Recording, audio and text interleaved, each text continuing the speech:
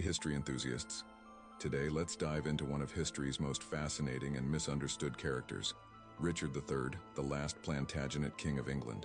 You might know him as Shakespeare's villain, but there's so much more to his story. Picture this. It's 1452, and a young Richard is born into the powerful House of York during one of England's most turbulent periods, the Wars of the Roses. Growing up in the shadow of his older brother Edward, Richard proved himself to be a loyal and capable leader. By his early 20s, he was already known as one of England's most skilled military commanders. But here's where things get really interesting. In 1483, Edward IV suddenly dies, leaving his 12-year-old son as heir. Richard, named as Lord Protector, was supposed to guide his young nephew until he came of age. Instead, in a stunning turn of events, Richard took the crown for himself. The two young princes disappeared into the Tower of London, never to be seen again. Was Richard responsible? This mystery has captivated historians for centuries.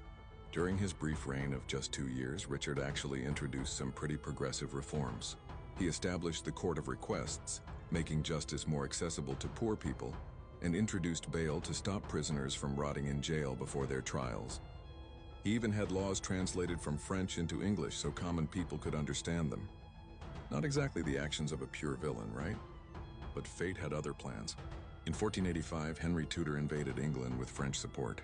At the Battle of Bosworth Field, Richard made a bold last charge directly at Henry's position. In those final moments, he fought bravely, but was ultimately overwhelmed and killed. Legend says his crown was found under a hawthorn bush and placed on Henry's head right there on the battlefield. The most remarkable part of Richard's story came centuries later, in 2012, when his remains were discovered under a parking lot in Leicester. DNA testing confirmed it was him, and we learned so much, including that he really did have scoliosis, though not the hunched back Shakespeare described. So was Richard III a villain or a victim of history's spin? The truth, as always, lies somewhere in between. He was a complex man living in brutal times, making difficult choices that would echo through centuries.